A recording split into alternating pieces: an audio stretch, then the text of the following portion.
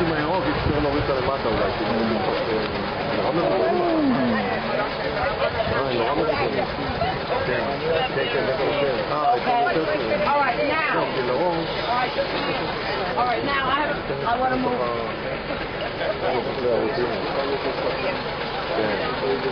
כן, לא מוכנים. תבוא לנו, שתם תעשו לחוק, לא טוב. תראו אותם בתמונה, תראו אותם בתמונה. תיקח אותם לאחד הצדדים, אולי שמאלה או משהו. תיקח אותם לאחד הצדדים. תגיד לו, שים את זה פה, תן, אני אחזיק את זה. תגיד לו רק שישים אותם בצד אחד, צד שמאל, הכי טוב.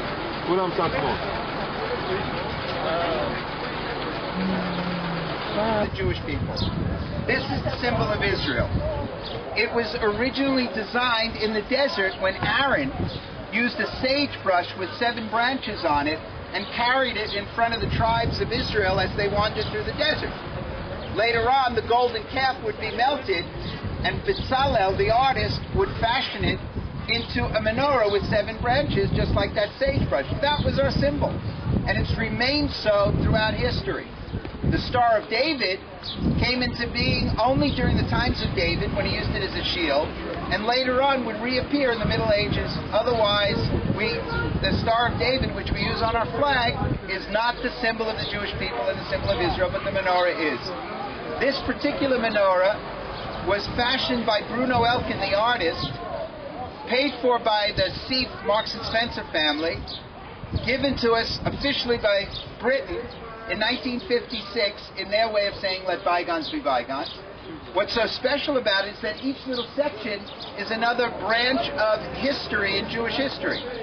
For example, in the middle you can see as Moses is holding his hands up in the battle against the Amalekites.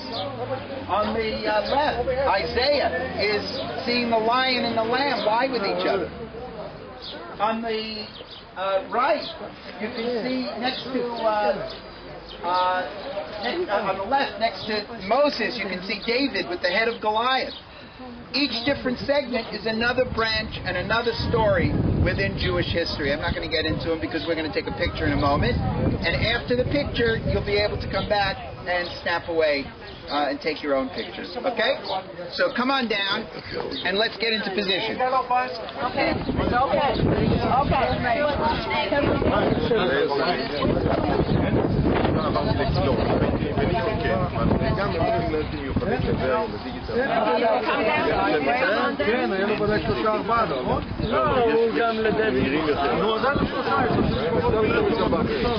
Should we take our sunglasses off, Wednesday?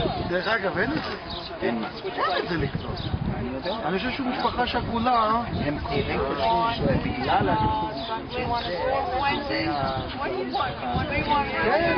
כן. מישהו הצעה. כן. זה רק המשפחות השכנות, הוא מכר את זה. לא סתם אני, אתה יודע שאתה מוציא כסף, אתה מכיר אותי. You take a picture of 3 of us. Wait, blue shirt over there, I removed. I've got her in it. Blue shirt over. Shake, come on. Shake, move a little. Okay, let's go. All right, okay. She's still in it. Okay, got it.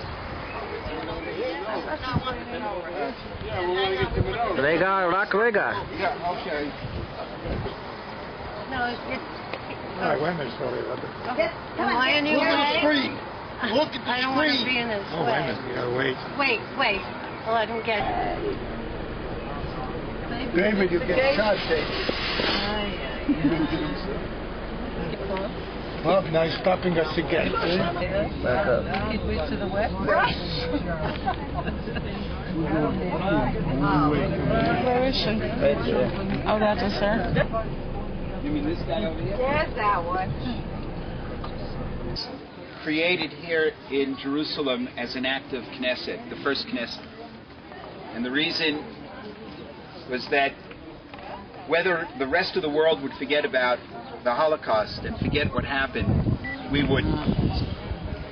And so in the first Knesset, the decision was reached that we would build a national memorial right here in Jerusalem. I think that in the way in which Yad Vashem was built, it also tells you a lot about the concept behind it. As you enter, we saw these new cement structures to give you the feeling of that cold, factory-like machine for killing that the Nazis created during World War II to kill Jews. Second, though, as you enter through, what you're first confronted with is not the horrors of the murders, but the street that memorializes the righteous Gentiles. People who are not Jewish, who went out of their way to risk their lives, their health, their wealth, their families, in order to save Jews, whether it's one Jew, whether it's a group of Jews. And the avenue of the righteous Gentiles, each tree that you see here, with each name that's at the foot of that tree, identifies another person who did the right thing. You know, very often out of the smoke of horror, you also find the greatness in people. These were the great people. And what made them great is that they didn't do the wrong thing. They did what hopefully you and I would do if the shoes were on the other feet. When Yad Vashem was built, the concept was to build a forest of righteous Gentiles. Unfortunately, had there been enough to plant a forest, there wouldn't have been a Holocaust. So I think that by being absorbed into Yad Vashem and seeing the street of people who are memorialized for doing the right thing, it tells you that Yad Vashem is memorializing. They're not building a structure for hatred, which is also something that it's easy to fall into that trap. After all, when you come out of here and you see what kind of destruction the Nazis wreaked on the Jewish people, it's hard not to say, I hate. But that's not what this was all about. Yad Vashem is a memorial to remember. We're going to go into the museum. The museum is now renovated, and it'll take you a good solid hour or maybe more if you're moving at a nice speed. I said 3:45. If you want 4 o'clock, I give an hour. Okay, okay, I'll give you a little bit more than an hour. I'm going to give you till 4 o'clock. And you're going to need it. It really, you could stay in there for 2 hours. It's a long visit. It's been renovated. It's a whole lot of changes, and it's going to take a while to get through it. You'll meet at the other end. It's one long museum that you go from room to room, crisscrossing. You can't get lost. I think it's self-explanatory. Everybody's going to want to go through at your own pace, and it's totally fascinating. At the end, it opens up over the valley, giving you the impression that there is a light at the end of the tunnel. The other thing that you'll notice is that the building is built like this, to give you the feeling like the walls are closing in on you, just like the walls were closing in on the Jewish people during World War II. We'll meet. Excuse me? Will we see the sculpture garden? This are sculptures around the campus, but you'll see them only coincidentally. When you get to the other end, you'll see a square. In that square, there are bathrooms. There are places places to sit, and where we'll meet at the end of an hour at 4 o'clock, and from there, I'll be taking you out. Okay? Come.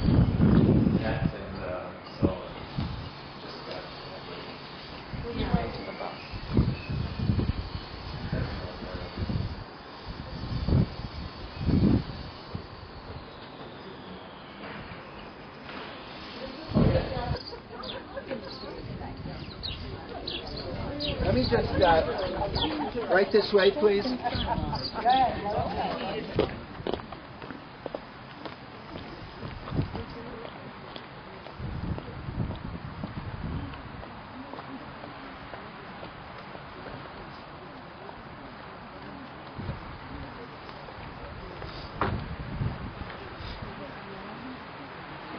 Okay, this memorial is dedicated to the partisans, those who found the opportunities to escape from ghettos, from concentration camps and maybe forests.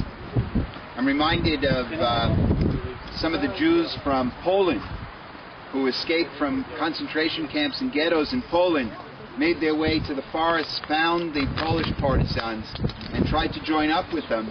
And in many cases, the Polish partisans were as anti-Semitic as the Nazis and killed them. They were fighting against Nazis, yet business was business. Jew was a Jew. This way.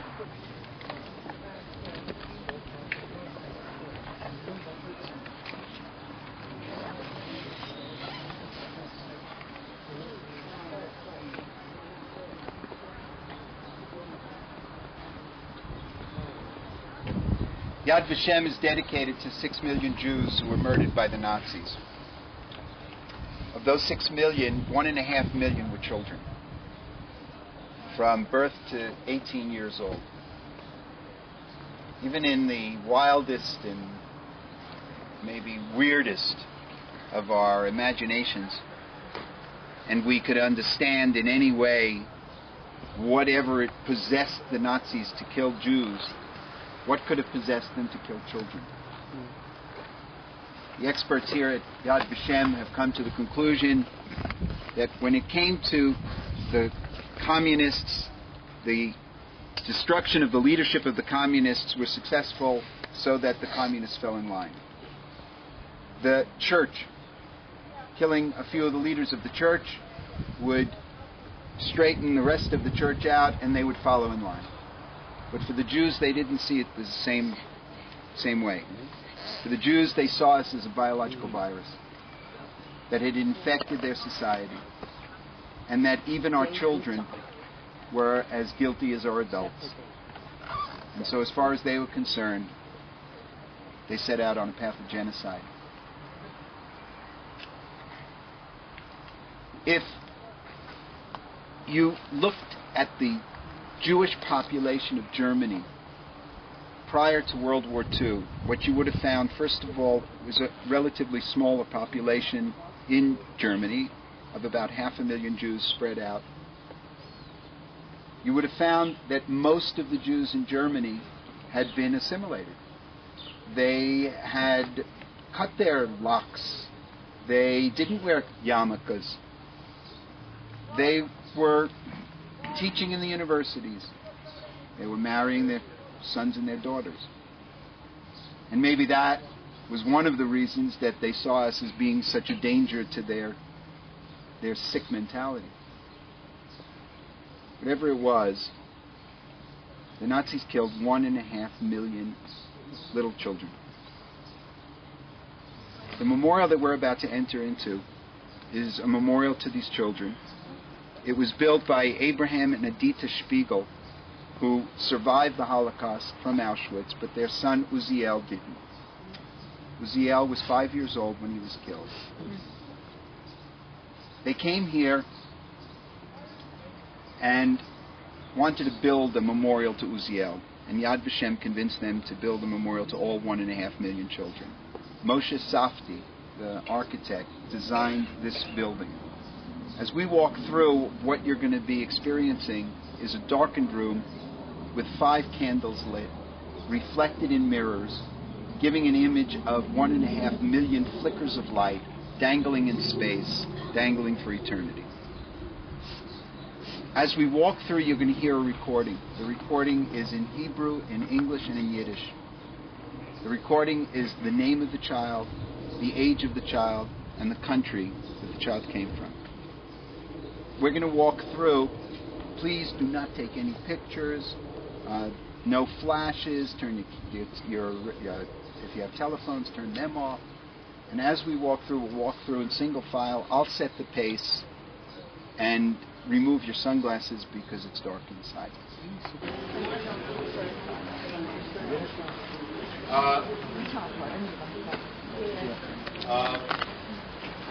The memorial that you're looking at is dedicated to Janusz Korczak.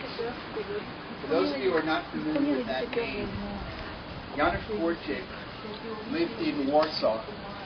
Prior to World War II, he would have been considered the Dr. Seuss of Poland, for that matter, in Europe. He wrote many children's books. He was an educator. He was a physician.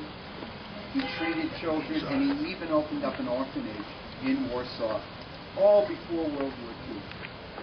When the Nazis entered into Warsaw, the commandant, Frank, who you saw maybe his name in the museum when you were walking through, Frank had a son who was diseased, and the only doctor available was Janusz Korczak. And so they called Janusz Korczak in. And Janusz Korczak was a Jew, but he was very assimilated. And he, obviously, a doctor, he took care of Frank's little child and cured him. As a result, Janusz Korczak was endeared to this particular commandant. When the time came to create the ghetto of Warsaw, they came to Janusz Korczak and they said, because of what you've done for my son, you don't have to go into the ghetto like everybody else. You'll have papers, you'll be able to be free. He says, yeah, but who'll take care of my children? He says, well, this is, we can't, we're not taking the children out, but you. He says, no. If my children are going to be without somebody to take care of them, then I can't just leave. And so they said, okay, go into the ghetto with me. And so during the years of the ghetto, Janusz Korczak continued to teach, continued to treat medically the children, and ran the orphanage.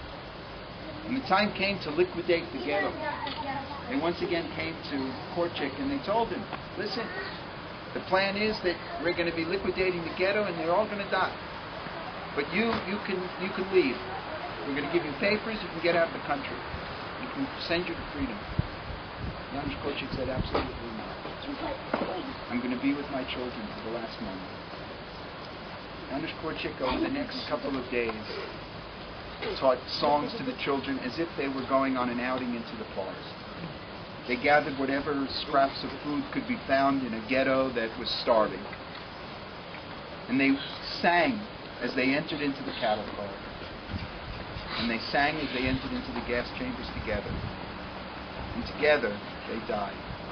For this reason, Janusz Korczak will always be remembered as a martyr in the Jewish people and for humanity. Even to this day, in education, they still teach methods of education to future teachers that Janusz Korczak had developed.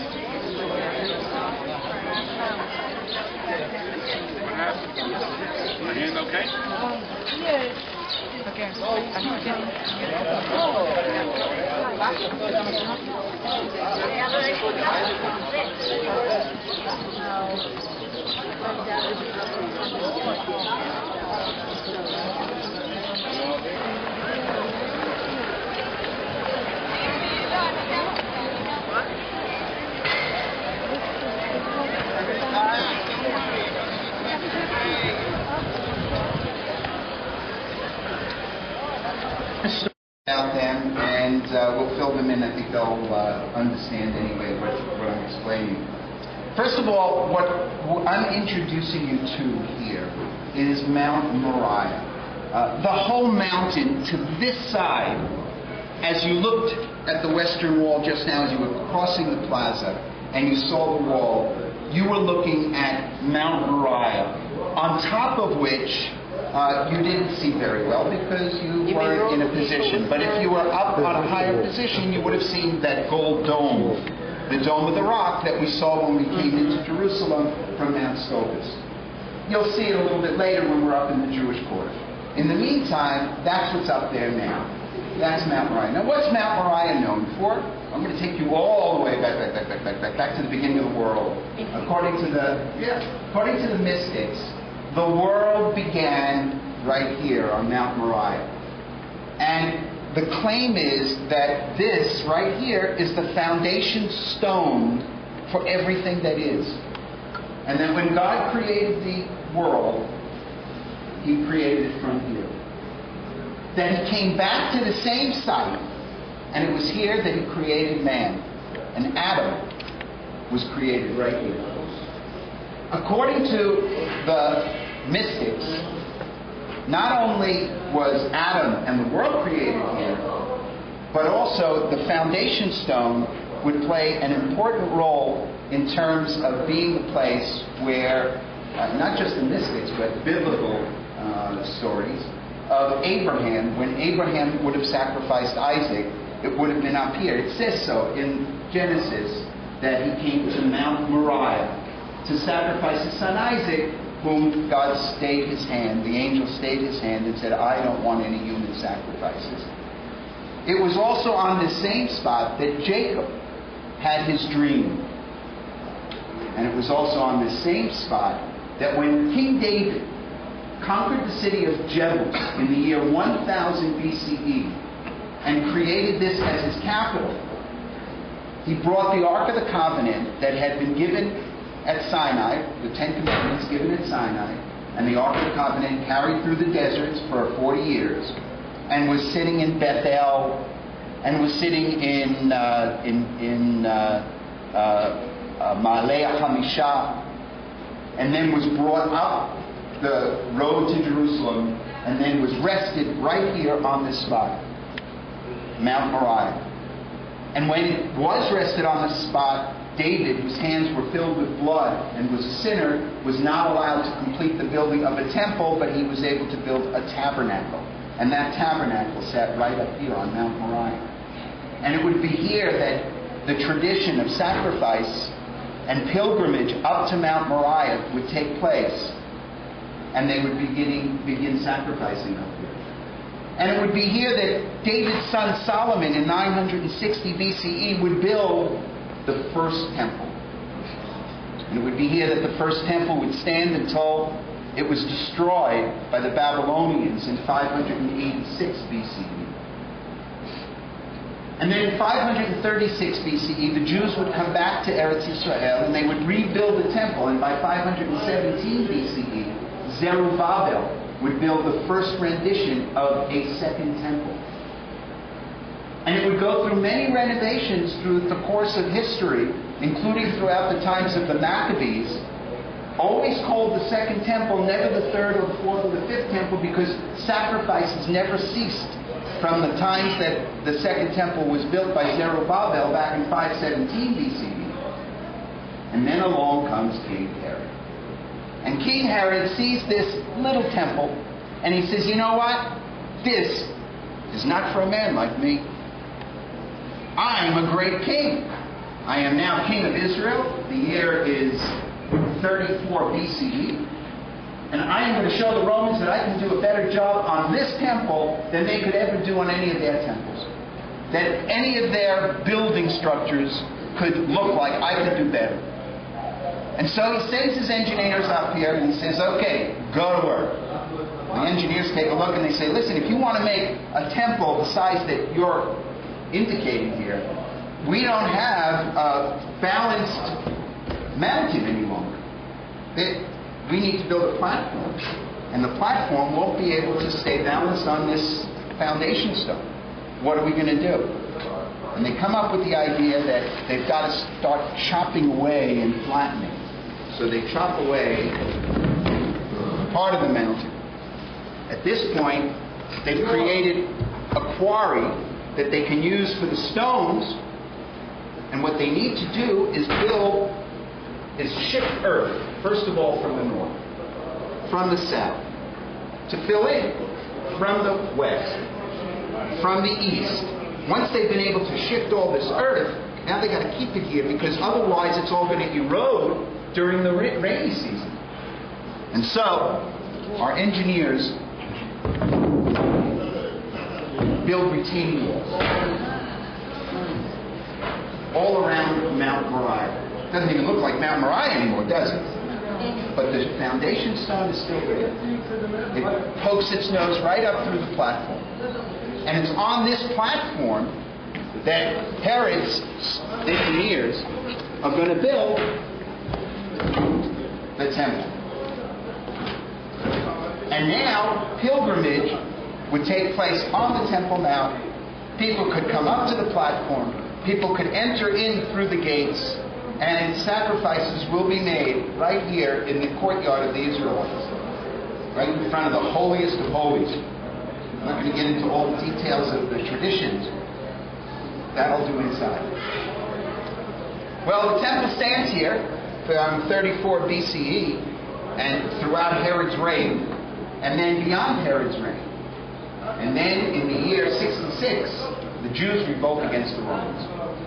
And in that revolt, by the time it would end, the Jewish community would be decimated, including the fact that the Romans would destroy the temple and much of the retaining walls of the Temple Mount. And they, in turn, would leave this empty for at least 5 centuries. In the 6th century, the Muslims have just conquered Jerusalem. 7 centuries. In 640. The Muslims have now conquered Jerusalem. And they say, well, my God's stronger than their God ever was. And so they come along and build what's up there now, the Dome of the Rock. And now they're making pilgrimage up to the Dome of the Rock. And the reason that they're making pilgrimage, I won't get into right this second, but I will during the course of our trip today. It becomes a holy site to them. They say, this is nuts. We come from where you're standing right now is the upper city.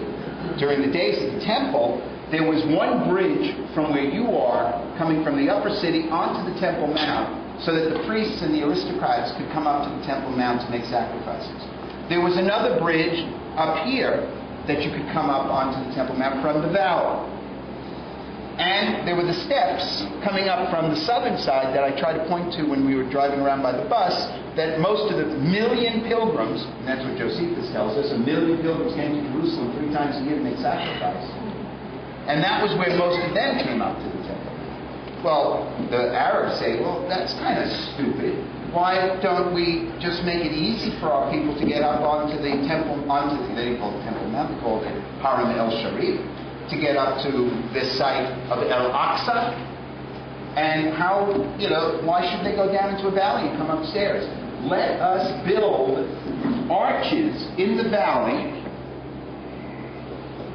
Let's fill over the arches with debris, dirt. And on top of the debris, let's build homes so you can just walk right through the street from the upper city right up onto the Temple Mount. Great idea, said the Arabs, and they do it. They build a city right up to the Temple Mount so that you could just walk through the city and just walk right on. 1967. By that time, we clear out half, or at least a large portion, of the Arab shuk so that we can now see clearly our Western Wall, what we think is all that remains. And archaeologists begin digging underneath the ground and find that, lo and behold, the whole wall does exist. And they start moving along underneath in a tunnel, reaching all the way to the very northern side of the Temple Mount. They also dig south, and they dig out this whole area. When we walked through the Dung Gate before, and you looked to the right, and you saw all those excavations down here, that was a continuing excavation, and guess what? Western Wall still exists from the days of King Herod. Herodian stone, just like here. Not only that, but since we've had a chance to do some excavation, we've also been excavating this side. This side, we haven't excavated this side. Buildings here. And we found that there is more Herodian stone here. Not all Herodian stone, because this Herodian stone was destroyed by the Romans, but then along came those various different peoples who conquered the city and built their own walls on top of it. So that you have the Crusader walls, you've got Muslim walls, but if you go down low enough, you get the original Herodian stone. That is the story of this area and the Temple Mount. And what we're going to do right now is we're going to run through that tunnel. We walk through that tunnel. And we're going to examine what the Western Wall was like and learn some more from the traditions of what was taking place here during the days of the Temple. Okay, and we're going to be going this way. Let me just show you. Imagine through this arch from the outside, where this star is. That's where we are now. And now we're entering in here, turning right.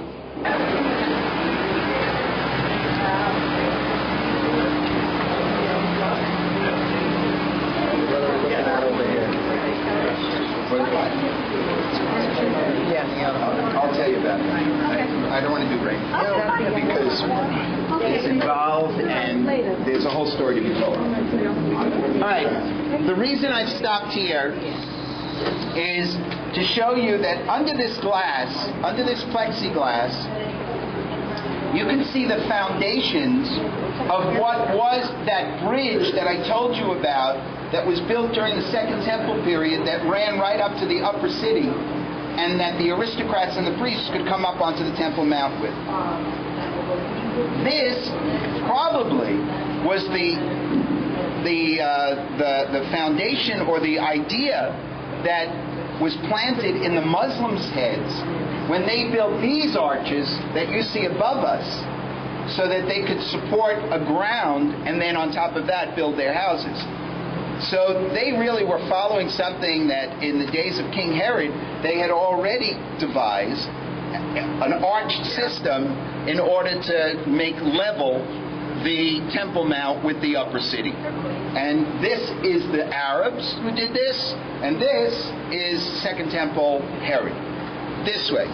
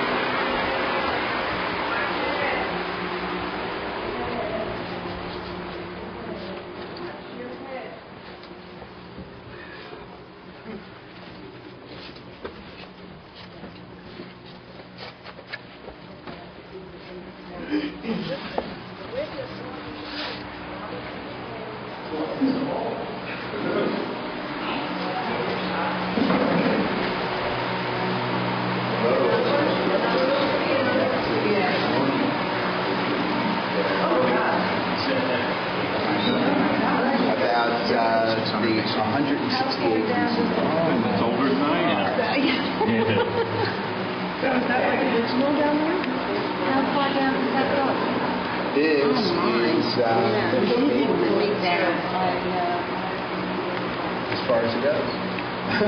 Oh, that's great. Lord, down there comes even before Herod did any of this.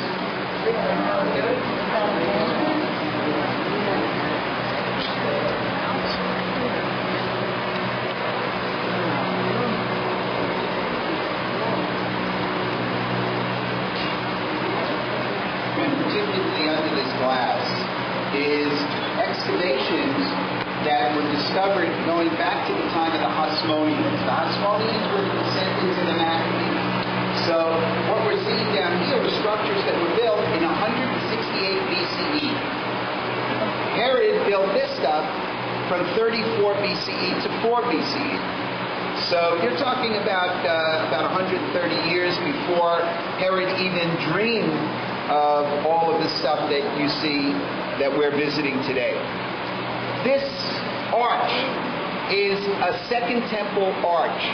This was the arch that supported that bridge that went from the Temple Mount up to the upper city, which is today the Jewish quarter.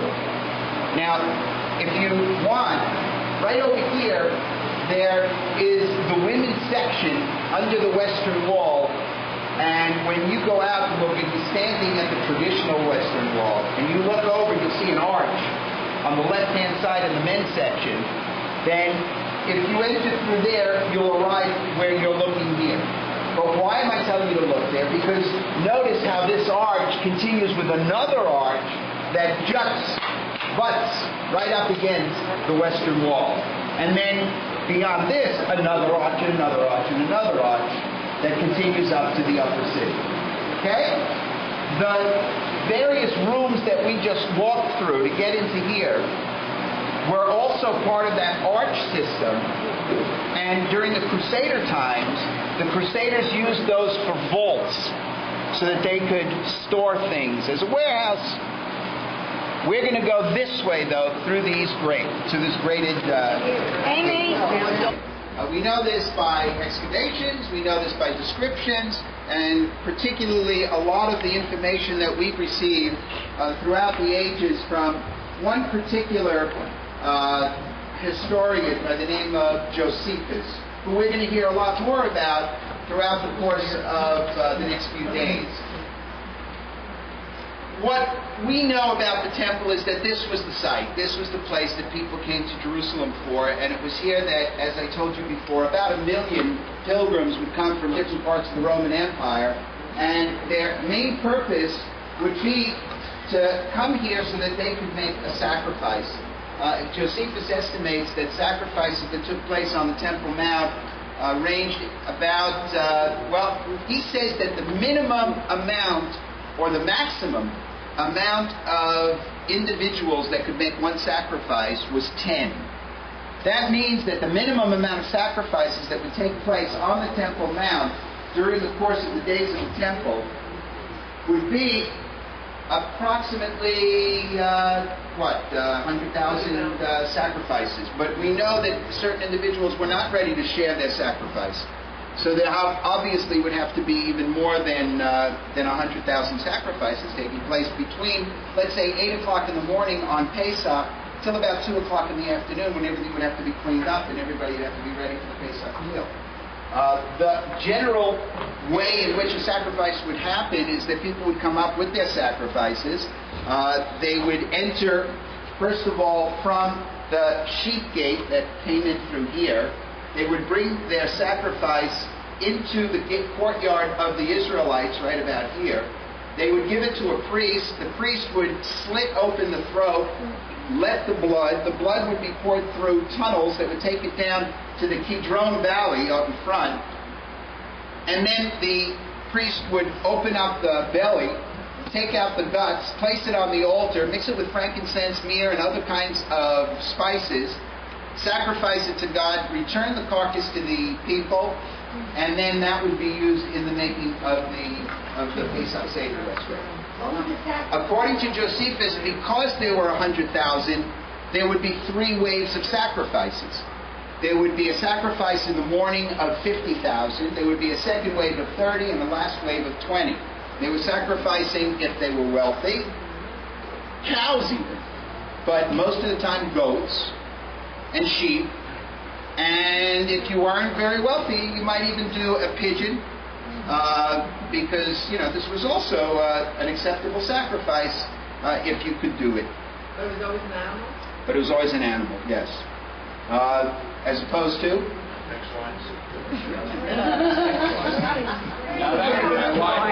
Anyway, you can imagine how rushed everything must have been right before a holiday, so much so that Josephus described that in the courtyard there were 10,000 fires on Pesach, each one conducting their own Pesach Seders. Pretty good, huh? Of course, all that would end. By the way in which pilgrims would come up to the Temple Mount, most of them would come from those stairs on the southern side. Some, and I don't know what I've done here, but I think that I screwed up my model. Some would go up through, do you see this bridge right here?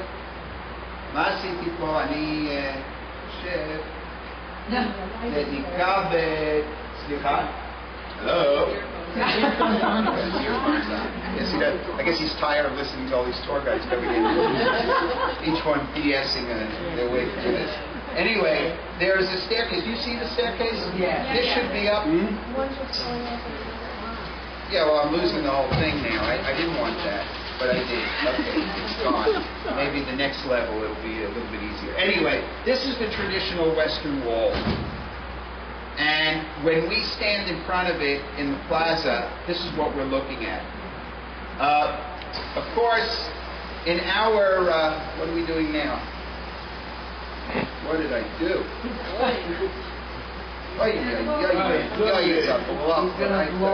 This is the holiest of holies. What was inside the holiest of holies? It was an empty room in the Second Temple period. In the First Temple period, Solomon's Temple, this is where the Ark of the Covenant was kept. But in the Second Temple period, it was empty, and the only person who could go in there would be the high priest, and only on Yom Kippur. On that day, he would leave open the gates of the courtyards. This was the women's courtyard, and this is the courtyard of the Israelites. There were gates here that would open, and they would lead out the black goat, the scapegoat, and it would be taken over the bridge over to the Mount of Olives on the other side and thrown over a precipice as the kaparis, the sacrifice for all of Israel. Sounds a little primitive, doesn't it? We could have stayed. If we were to build a third temple, we could still continue to do that. Anyway, this structure that you see here is the Antonia Fortress. It was built by King Herod for the Romans so that they could oversee the Temple Mount. In fear that the Jews would one day rise up against the Romans, they wanted to have their garrisons close to where it could happen from. And indeed, the Temple Mount was where the Great Revolt began, when the high priest came out and said, "This morning, no sacrifice to Caesar." And that was the code for the Romans to know, and certainly for the Jews to know, that Jerusalem had just joined in the Great Revolt. And instantly the Roman soldiers would be jumping down from the Antonia Fortress, named, by the way, after Mark Antony, and seizing the Temple Mount. Okay, now, let's see what we...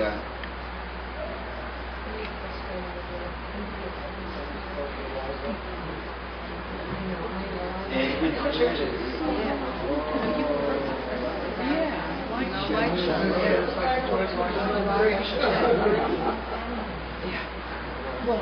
Technical difficulty, please stand by. That's what Lisa, technical difficulty. All right, apparently, and it took 8 years just to build the wall, the retaining walls, and 2 years to build the actual temple itself. They used pulleys. They used. I'm going to show you in a minute how difficult it really was. You just say that, but wait till you see some of these stones that I'm going to show you. All right. Let me just say, because this looks to me like we've got a problem here that won't be resolved so quickly, and I don't want to waste our time just on the model. What we're going to do is we're going to be walking right now. What we're facing off. Okay, you see that arch over here? That arch is where we're looking at right in front of us, and there, right there. You see there's an arch there? There's a rounded arch? Yes. Okay, that's what we're seeing right in front of us. We're going to walk down, we're going to be over there, and we're going to walk along the tunnel that was dug. You can see the tunnel that was dug right out. And we're going to follow it. And you notice how that white light, the white light is the bedrock. So we're going to meet with the bedrock. In other words, for most of our journey through the tunnel, we're going to be looking down and we're going to see this original sidewalk approximately 16 meters below us. But it's going to keep getting narrower and narrower until finally we're actually walking on the original sidewalk. okay, when we get to a certain part of our walk through the tunnel. And then eventually we're going to get towards this end. And when we do, we're going to veer off away from the Western Wall itself, and we're going to be walking through an aqueduct that's going to take us into this pool. And the pool was one of the pools. Any place that you see dirt from on top of stone, it's because that came from a later period. They were building on top. For example, right over here. See how this is Herodian stone, and those little Herodian from the days of Herod. And above it, you can see little stones. Those are Crusader stones. What was happening, and from the days of the Arabs and Crusaders, and what they were doing was just filling in different stones. Paul, do me a favor. Is standing on one end of this particular stone, and Barbara is standing at the other end of this particular stone. And this is the largest stone in the Western Wall. And it was quarried at a quarry not far from here, obviously, because how far are they going to carry this thing? And it must have been on timber that they slid this thing downhill, not uphill, obviously, but it still had to be up a certain degree. So what Herod's engineers did was build outer ramps that they could roll these stones up, and when it was finally built all the way up. Now, how do you know Herodian stone? Herod's stone had a trademark. He built frames around his stones. Interestingly, the wider frame on the bottom, the narrower frame on the top. And the reason was as if to say from the quarry a message to the builders, this side up. The other thing is that this is known as dry mortar. That means they didn't use mortar between the stones. It was shaped perfectly so that one stone could fit on top of the other, and they would take into consideration the expansion during the winter time when it fills with water, and the contraction during the summertime when it dries out. He also had his engineers indent each layer of stone as it went up, so that it wouldn't give you the feeling that it was falling over. Because otherwise, even if it wasn't in a situation where the whole wall could fall over by not indenting it, it still would give you a pleasing feeling walking alongside it. This street that we're on, and for that matter, the entire length of the Western Wall, was a marketplace. I mean, what we call a holy site right now was in the days when the temple stood on top of the Temple Mount, was a marketplace. And it was a very busy marketplace, sort of like a Times Square kind of marketplace, where you could find lots of goods. And there were lots of people hanging out here all the time. When the Romans destroyed Jerusalem, they literally went about destroying these stones. How would they do such a thing? They created large bonfires. The stone had absorbed water during the winter. These bonfires would heat up the stone, and steam would start to escape until finally it would explode. Josephus describes that during the destruction of Jerusalem, you can hear the explosion of the stone from miles away, bursting. They also used battering rams and battered down these stones. I mean, what were the Romans thinking when they were doing this? No one will raise a finger to the mightiest power of all time, the Romans. And if you try to, we will destroy your city, even if it's Jerusalem. And yes, even before this, the record was straight. If you haven't seen Jerusalem in its day, you have never seen a beautiful city. Even the Romans accepted that. And they were going to destroy it stone by stone. Later on, the Romans are now going to use the areas in this vicinity where we're standing as a cistern, a huge cistern. So they start plastering these walls to make a cistern here. But it doesn't stick. So what do? They start niching out these holes, and they put staples so that they staple it in and mortar it, and then build an outer wall that they can staple it to. You see how this staple is being glued to this outer wall, and then this wall will accept plaster so that they can plaster it and then create a cistern that they can fill with water, and the water won't seep out. I can almost imagine that a legionnaire, a unit of legionnaires, are sent to this spot, and their commander says, "This stone is the biggest one. Destroy it. I want to see it in pebbles before this is over." And the unit itself has a contest. One takes this side, one takes the middle, one takes the other side, and they start hammer and chiseling it away. That's why this part is not completely done. This one is done a little bit better. And in their contest, this one won. They destroyed it, almost they envisioned what this must have looked like during the time of Herod, during the time of Jesus. This is what he would have been familiar with. He walked right where you're walking right now, I guarantee it. Because everybody walked here in those days and touched these walls. Not for any kind of prayer reason, because it was marketplace.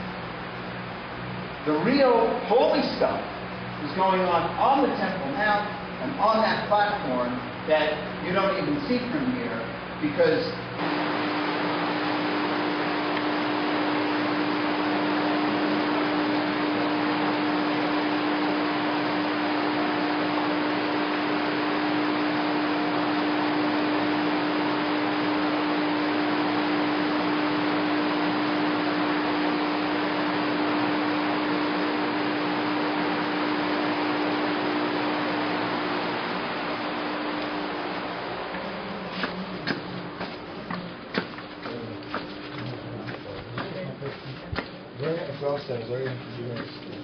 Yep. and try to get the wall. Yep. I want. Thank you, Jerry. Absolutely. Absolutely. That's just astounding. Thank you. You're welcome. Sir. You're welcome. What a time, guys. Oh, yeah, do that.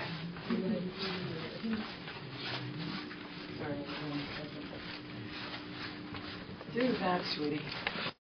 Man, big one. George engineering.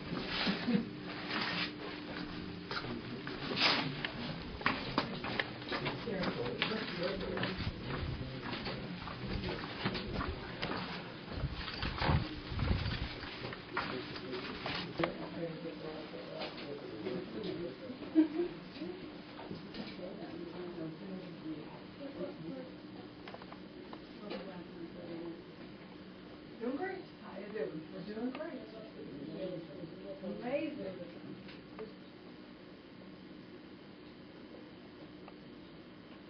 Imagine the people who were doing the digging.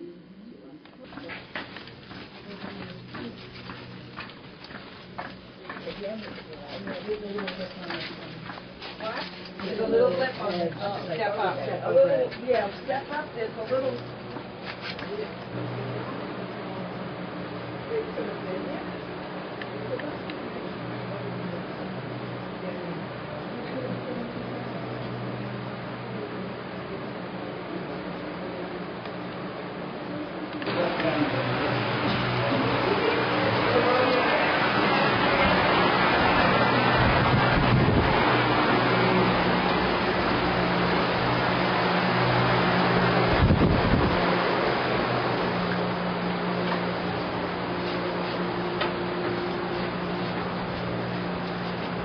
Pretty much being done.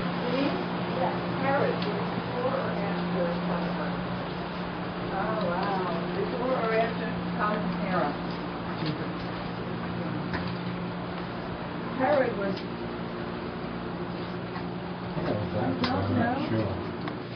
Very funny, the six of us, none of us remember. Yeah, no idea. It was Maccabees or the Babylonian temple. And they were following that they were able to create this aqueduct from. And they were capturing runoff water into a large pool that we're going to eventually arrive at. And the reason that you're still seeing seepage is because this is aquifer. So there's still water that is filling this pool, and it drips in. What's happening back there? Are we on here? Great.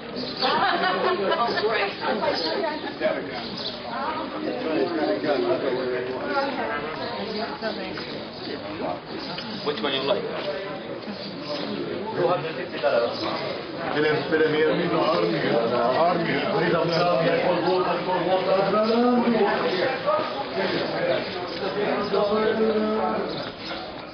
I've been admiring your gun.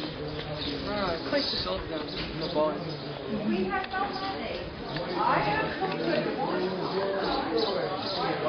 We want I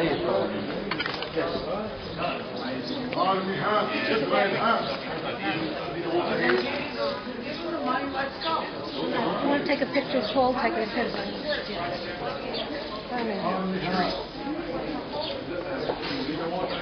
Bruce, thank you.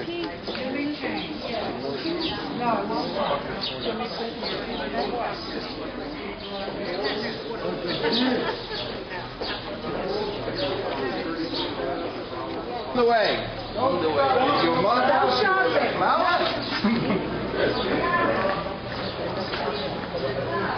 עכשיו יש את השיר דיינו. דיינו? אבל הם עושים את זה באנגלית. יהודים? יהודים? לא, אני מדבר על הפרסומת של ברלינס. בעניין זה אולפן אנגלית. שמעתי שם. אבל הם מזה.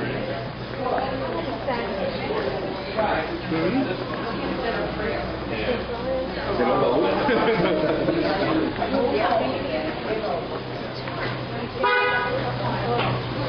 Step to the side, let the car go through. יש לנו...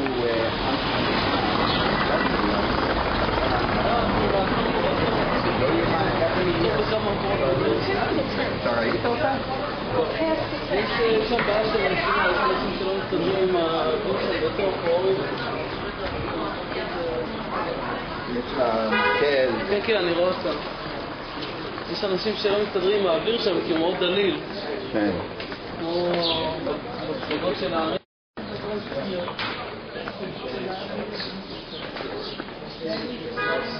אתה גר פה בארץ? אני ירושלמי.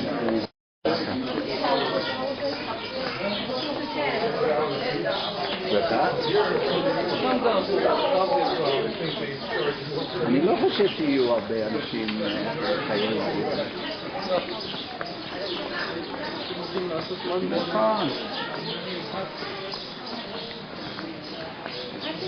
Is this not safe to walk along here or something? Well, there is a possibility that there are some people who feel very uncomfortable about walking through the old city. I feel really comfortable. I do it all the time without guards, without weapons. Is it like New York City or something? Well, it's nothing. I mean, it's not like New York. New York City is safe. That hospice, does that mean the same like it means in the United States? No. This means that it's a place for like a hotel kind of. Oh, okay. But it's a religious. It's generally for a religious framework. It's a religious hostel. Religious.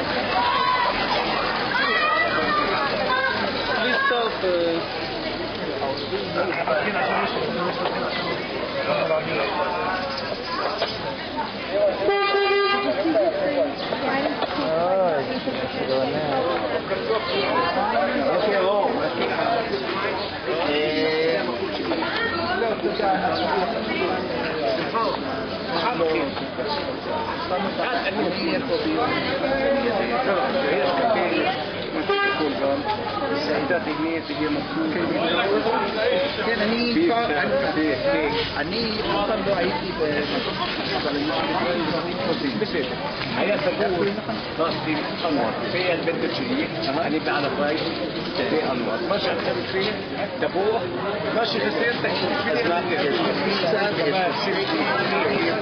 על האיש.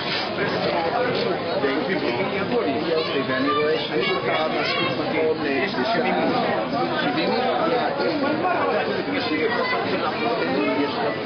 أعطيه أنور رقم التليفون بسرعة عبدني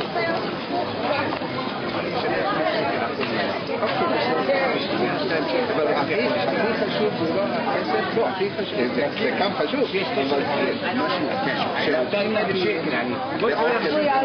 قلت لي رفض الكاش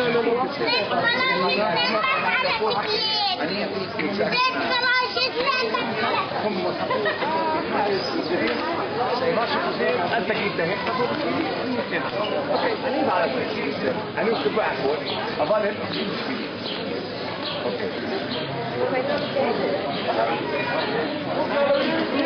שבוע הבא. מחר יהיה כרטיס בועלון. אין לך כרטיס? אין לנו כרטיס.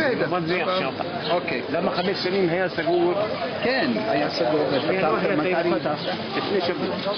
אז הצלחה. אני מקווה שיהיו הרבה. הנה, כאן מוכרז. כן, אני רואה. אולי מישהו רוצה מים מדריך? לא עכשיו, אבל... How are we doing?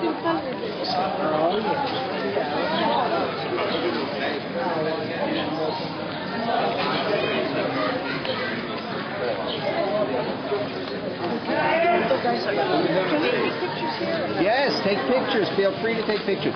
We're right now, what we've done is we've walked from the first station of the Via Dolorosa, and we're now at the third station at the Armenian Catholic Church. See the number 3 up there? According to the tradition of the Via Dolorosa, Jesus falls for a third time here. For a first time, I'm sorry.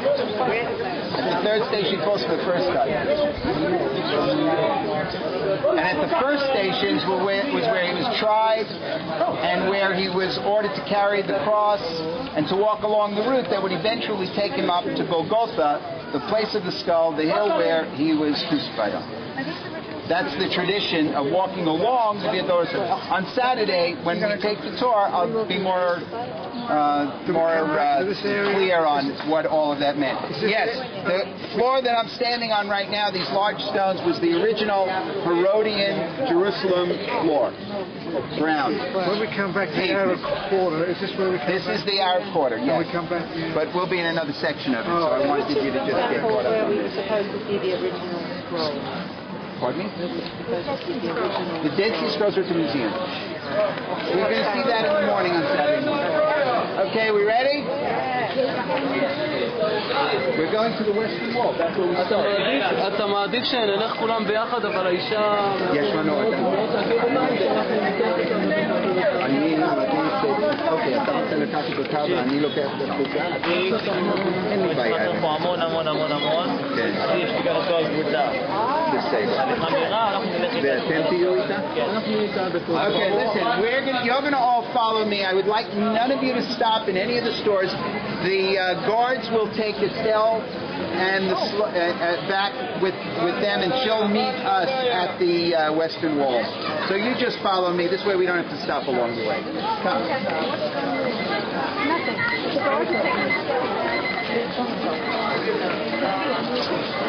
There are like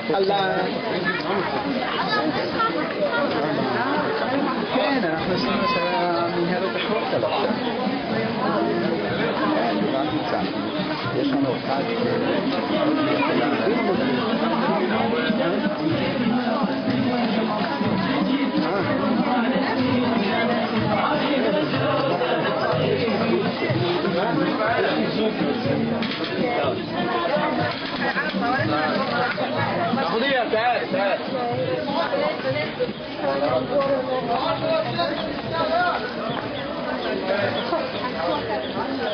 تعال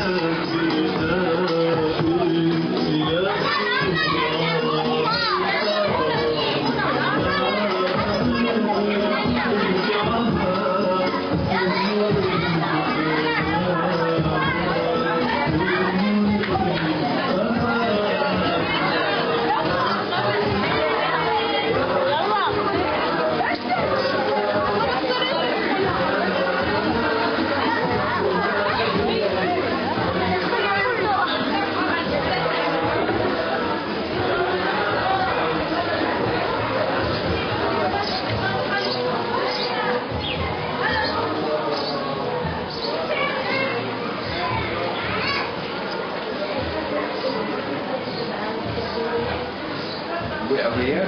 Yeah.